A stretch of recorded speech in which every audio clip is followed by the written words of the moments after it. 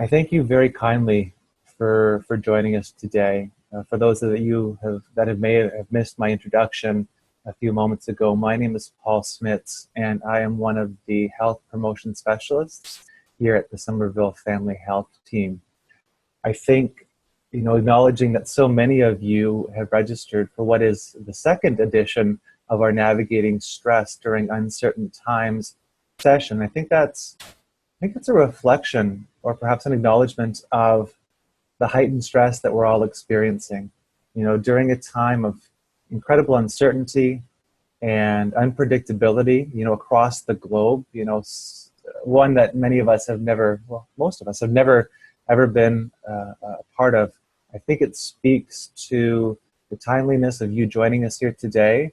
And so it's our hope that you're able to gain some valuable insights, some tools, and some resources as to how you might more effectively manage, that heightened stress. And so with that, I am going to share my screen, which is the PowerPoint that we'll be using to navigate today's session. So bear with me as I do so.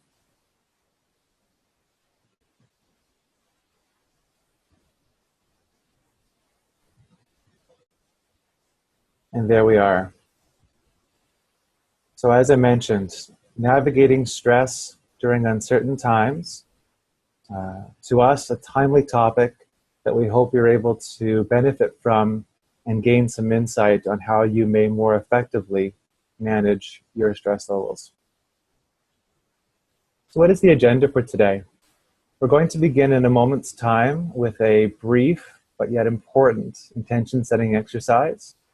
We're going to discover and explore the meaning of stress and self-care, and most importantly, what those terms or what those definitions mean to you and what those definitions are for you specifically as an individual. We're going to explore the signs and symptoms of stress, some of the more conventional ones, as well as some that you may be experiencing. Some coping strategies. We'll be exploring some of the best practices when it comes to coping strategies and how they may relate to your life as it is today. We're going to actually have an opportunity to practice some self-care exercises and activities, some deep breathing exercises, for example, that we hope you'll find to be beneficial as well. So what exactly are our objectives as the Summerville Family Health Team? Well, we really wanted to provide an opportunity for each and every one of you to pause. With so much going on in the world, I think it's important to take time for looking within and for reflection, which brings us to our next objective, to reflect. To reflect on how you are today, how you have been, how have you been navigating these past several months as things have become, as I said earlier, uncertain and unpredictable.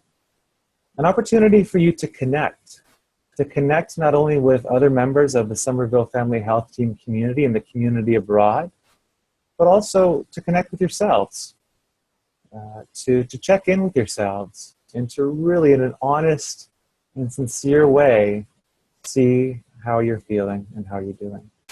And finally, to practice, to put some of the strategies and practices that we recognize as being beneficial to help you and provide you an opportunity to go through those as a group, to see if they may be a benefit to you moving forward. So, with that, I invite you to settle in, once again, to wherever you may be in this moment. I invite you to put your feet flat on the floor, if you're able to do so, and if that's comfortable for you. Just sit back into your chairs or your sofas, wherever you find yourself here. Get comfortable. Also, if you're able or willing to do so, either bring your attention to the image in front of you or to close your eyes.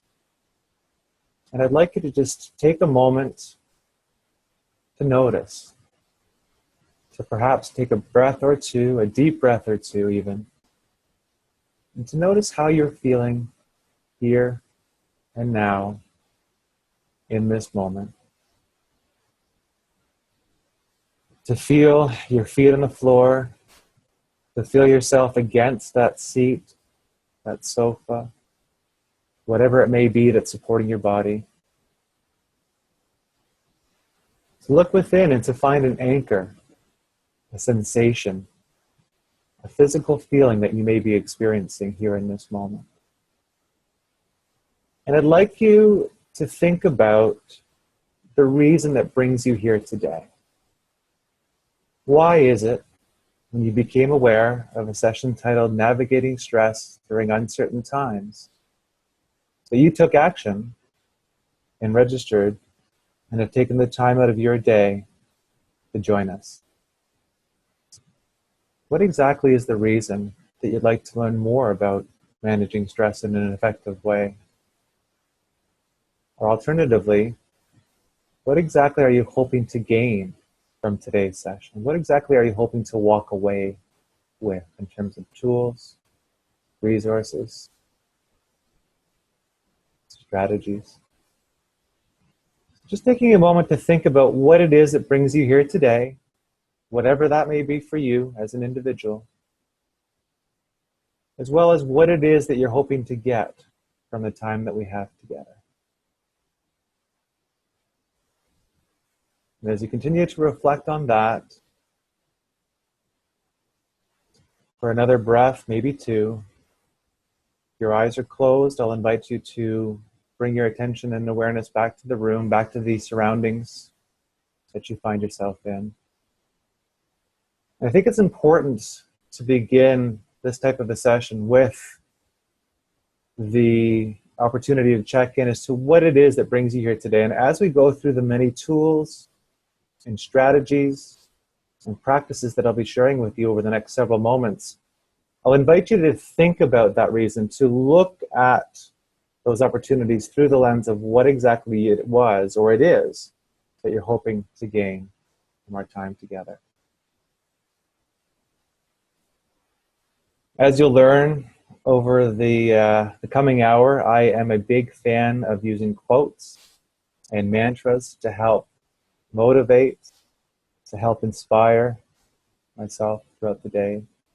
And this is one that I typically reserve for working with folks in the healthcare and clinical fields. And yet, I think given the current climate and given the circumstances globally, I think it's one that also fits and suits our current situation. So the quote reads as such: "The expectation that we can be immersed in suffering and loss daily and not be touched by it is as unrealistic as expecting to be able to walk through water without getting wet."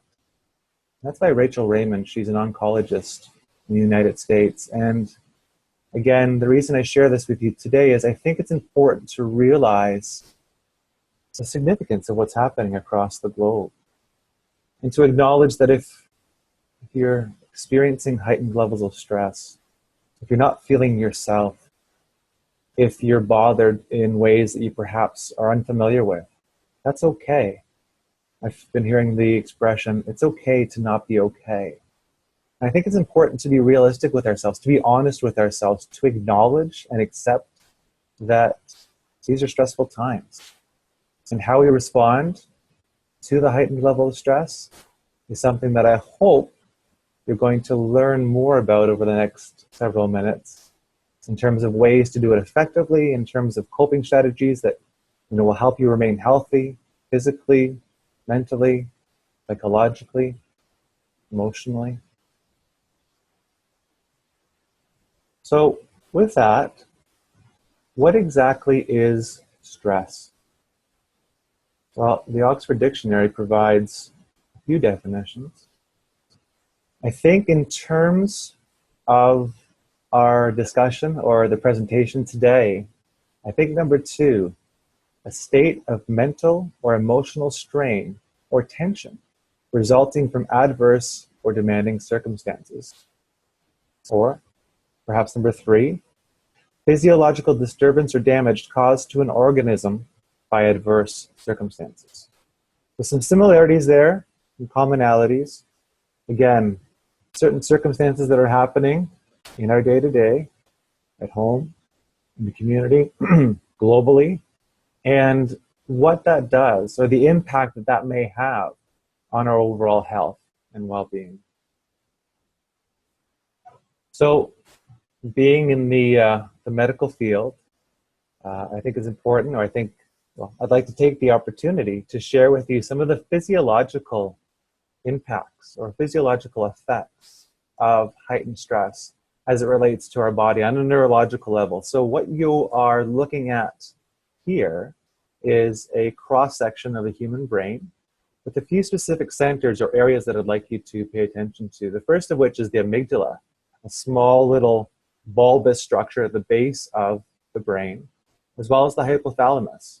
And then also at the front, which is to the left-hand side of your screen, is an area called the prefrontal cortex. Now, I'll begin with the amygdala. You may or may not have heard of a term described as the fight or flight response. The fight or flight response is one that was, or is described as being incredibly helpful for our survival as we encountered danger, as we encountered threats. What it allows us to do is it allows the body to respond in a quick and effective way to those threats as we see them. And the analogy that I often hear is, many generations ago, as we would encounter, let's say, a saber-toothed tiger, for example, the amygdala kicks in quite quickly and allows the body, it sends the hormonal response to allow the body to react, the muscles to fire, as an example, in a very quick and concise way. So for very acute, for very short terms of threats, for very short terms of heightened stress. The problem being, or the challenge in the way that this system is arranged, if you will, is that it is intended to help us survive those very acute and short-term threats. When we experience stress over a long period of time, so even if it's low levels of stress, if it is more chronic in nature, again, experienced over a long term, that can essentially wreak havoc on our physiological system, because what it means is that the amygdala is taking over. It's always activated. It's always sending the body those stressful hormones and responses, right? Cortisol, for example, a hormone that you may be familiar with, is a result of the amygdala firing and sending the hormone throughout the body. But the problem being is that heightened levels of cortisol over a longer period of time can have negative impacts on our bodies.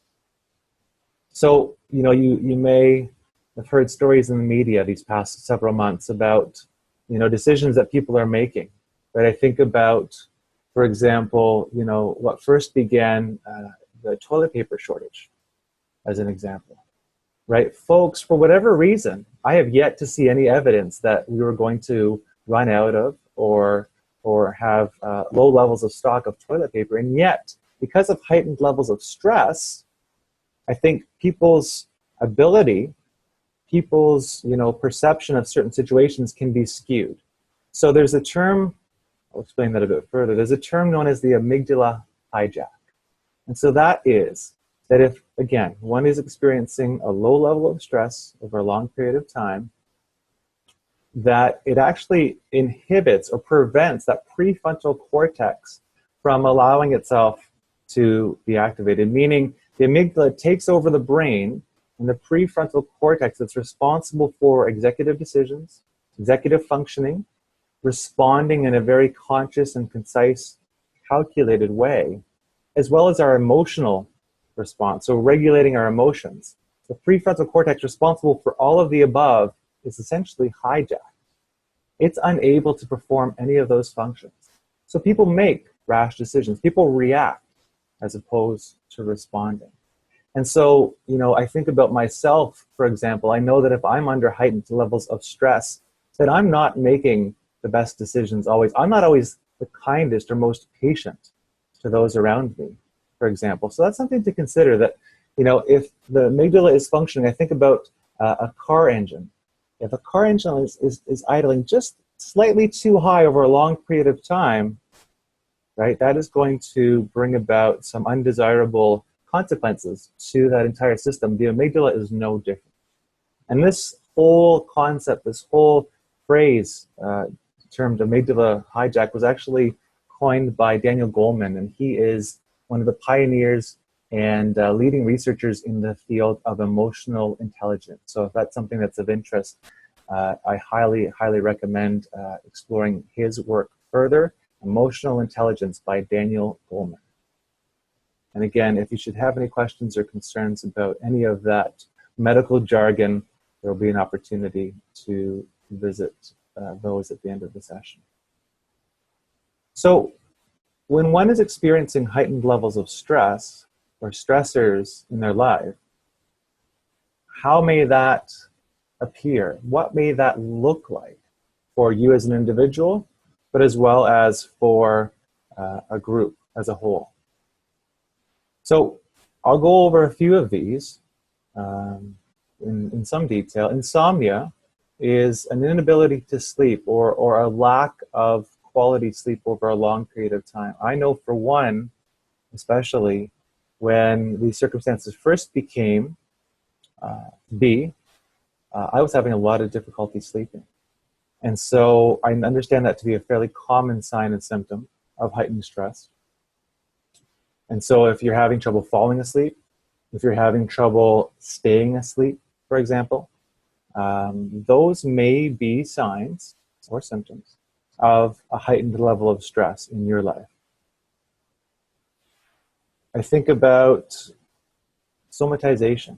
So somatization, for those who may not be familiar with that term, is essentially it's the body's physical senses that are associated with heightened levels of stress. So for me, for example, I often feel a disruption in my GI tract if I am either anticipating stress or if I'm experiencing stress. I often feel my GI tract to be at unrest, or I often feel tightness and tension through my upper back and into my neck. That's something to be aware of, because again, with each of these signs and symptoms, the response to heightened levels of stress is very individualistic. And so some of these may resonate for you, some of them may not. But I think the most important thing I'll say with any of the symptoms that I've listed or that you may be experiencing is to consider them along a continuum. I think about radiologists who use a Geiger meter. So a Geiger meter is a tool or an instrument that is used for anyone working in the field of radiology to be able to determine if their exposure has gone up in ever so slightly. That tool will inform them or make them aware of that. I look at each and every one of these signs and symptoms and others as kind of falling into the same type of category. And by that, I mean, if you've always had difficulty sleeping for whatever reason, that's one thing. But if for whatever reason, you know, today, last night, these past several weeks, these past couple of months, you've had difficulty sleeping, or you've been feeling more unrest through your GI tract, or you're, you know, feeling a lot more tight or tense. Or the next one I think is a great example of this. If you've always been able to enjoy a glass of wine, you know, in the evenings or whenever, and been able to do so responsibly, that's one thing. However, if during the heightened levels of stress, your alcohol or other substances, for example, I think about, you know, the use of social media as a distraction, and I'm hesitant to include it in other substances, but any sort of substance or any sort of distraction that you may be employing, if the use of that has gone up significantly, that's something I think that's worth paying attention to, right? If you're always angry, if heightened levels of anger is your norm, that's one thing. But again, if over a given amount of time, you're experiencing heightened levels of anger, you're experiencing more irritability, I think it's really important to pay attention to that and to leverage or to use some of the strategies and some of the tools and practices that we'll be going over the next several moments. You know, negative self-image and self-talk can be very difficult to manage. I'm going to be sharing some resources that may be of use for that. Difficulty in concentrating or making decisions, again, you know, If you find yourself at the grocery store, I know many of us aren't these days, and you're sitting in the cereal aisle for 5 to 10 minutes to decide what cereal it is that you'd like to take home with you that day, and I've been there, I've done that, that may be a sign. Not to say it's not important to decide what cereal you'd like to take, but if something that typically takes 30 seconds to decide is taking you 5 to 10 minutes to do so, again, to me, a red flag of your levels of stress and perhaps of how you are managing that stress or lack thereof. And again, loss of interest, enjoyment. Again, if it's something you've always done, if it's something you've always had a lot of energy towards doing, and that suddenly has changed, I think it's important for you to pay attention to that as well. And again, this is a very short list. I'm hoping that some of these, if not one of these, resonate with each of you. But think about, as we continue today's session and moving forward, how you react, how you respond to heightened levels of stress, and how you can use that information to keep ourselves from going too far down the unhealthy end of the continuum, if you will. So, moving on to self-care. The practice of taking action to preserve or improve one's own health.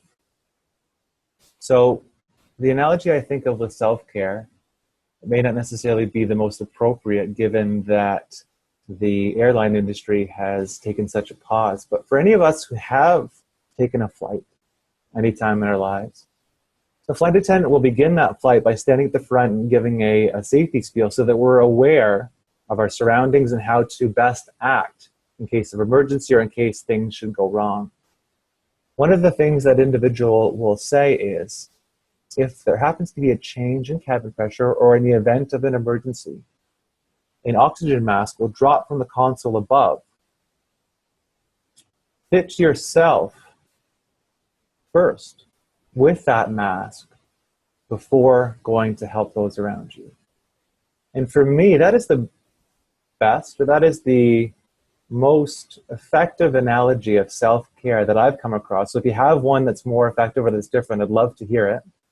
But the notion of fitting that oxygen mask onto yourself before taking care of perhaps your children, your partner, your parents, loved ones around you, I think could be foreign for a lot of us. I think naturally the instinct for many of us is to look to help others before helping ourselves. But the reason that the airline describes it in that order is because without that oxygen, right, without taking care of yourself, how are you expected, how would you ever be able to care for those around you in any sort of effective or strategic way? So when it comes to self-care, I think self-care is often looked at as selfish, right? Or whatever that may be. It's important to recognize that it's so critical that we take care of ourselves regardless of the situation so that we're better equipped to be able to take care of those around us. So,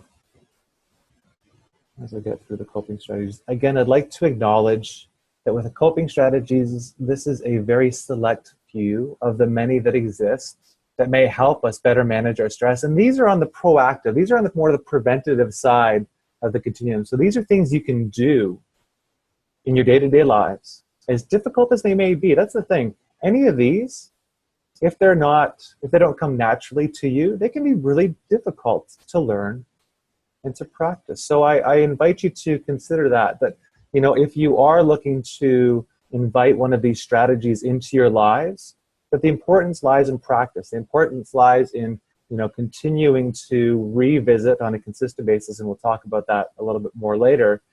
Some of these strategies, recognizing that they're not necessarily going to be easy for all of us.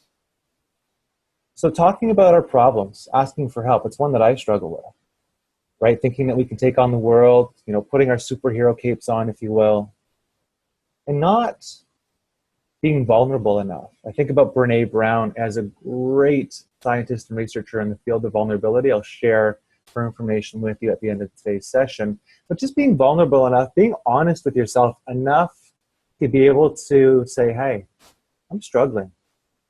I could use your help. I could use someone's help. I could use the resource in a community or a community agency's help and support. Not always easy to do, but so critically important to do and to practice. Prioritization, I think about the analogy of an empty glass jar. And if the empty glass jar is our day-to-day, our schedule, our routine, there's a story that goes that there's a professor who stands at the end of the room and says to his class, "Is this jar full?" And of course, when it's empty, the class says, "No, it's not." So he proceeds to fill the jar with larger rocks, larger pebbles to the top. Ask the class once again, "Is this jar full?" The class, most of which nods yes, of course. You can't put any more larger rocks into that jar. At which time the professor proceeds to put smaller pebbles, which trickle down and fall between the crevices created by those larger rocks, making the jar feel or appear to be even more full. Again, he asks the class, "Is this jar full?" I think the majority of the class nods yes. You cannot fit any more rocks or pebbles into that jar. He goes and proceeds to pour sand into the jar. Of course, filling it even more, trickling between the rocks and the pebbles that were there before. At which time he asks the class, "Is it full?"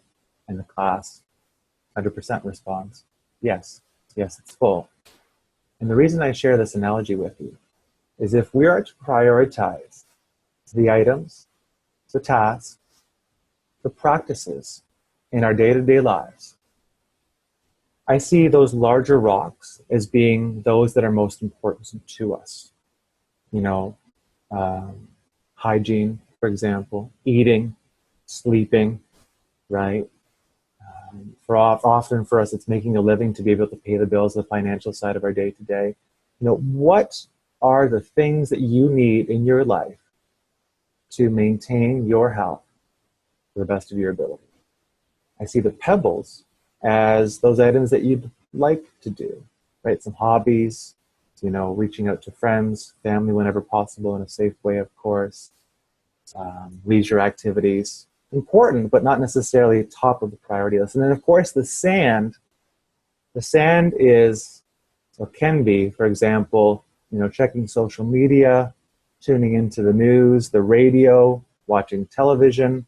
The things that we do, the things that we find ourselves doing that aren't necessarily as critical as some of those other items. The problem being, if we're to fill that jar with sand first, right, to fill that jar with sand to the top first, there would be no space for the pebbles or the rocks. And by that, that's a long, long way of sharing the importance of prioritization. Doing all that you can to dedicate your time and energy to the things that matter the most. I recognize that at the best of times that can be incredibly difficult, but just taking stock of how much time you are doing things that you may not necessarily want to be doing.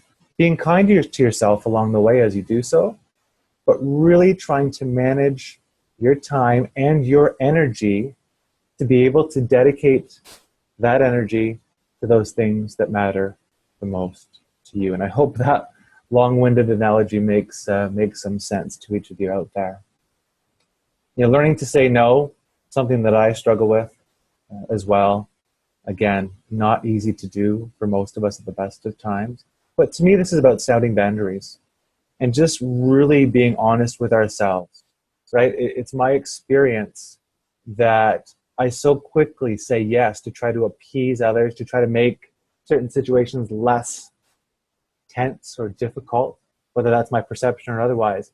And yet, weeks, days, even moments later, I have some regret, right? I've stepped outside of my boundaries. I haven't acknowledged and honored my boundaries, and I've taken on more than I probably could.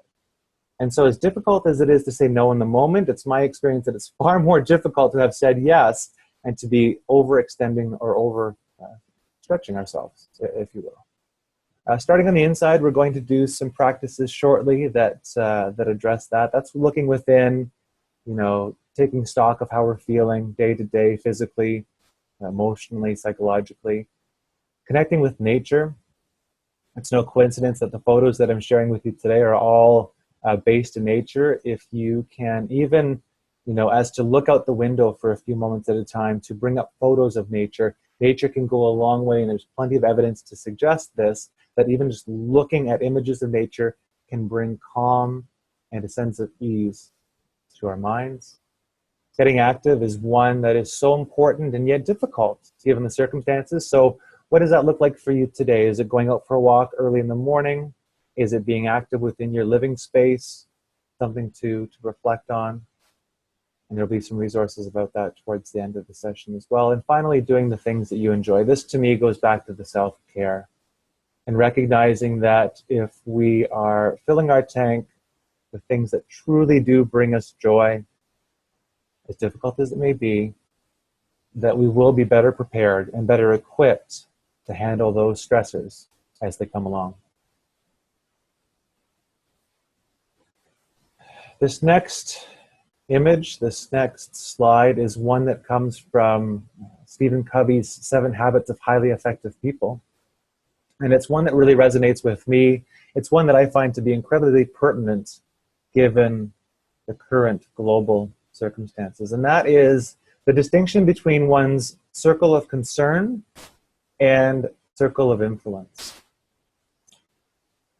Or another way of saying this is, what can we control and what we can't? Given the circumstances, given the times, I can't control how others are acting. I can't control how others are adhering or not adhering to the guidelines set out by public health and the governing bodies. I can't control other people's motives. I can't control, well, the classic one is the weather that's outside. I cannot control the duration or the overall impact of COVID-19 as an example. And so for me to invest my time and energy in those items, again, short list of items, that I have no control over, to me, and the literature suggests, and Stephen Covey suggests, is only going to put us into a heightened level of stress. It's only going to tax our systems in ways that are less than ideal. Where we can focus our time, where we can focus our energy, even more importantly, are on those things that we can control, the circle of influence. I can choose to live through kindness, through compassion to others, through compassion to myself. I can choose to practice patience, as difficult as that may be. I can choose to turn the television off, for no more than an hour at any given time, or whatever that boundary may be for you.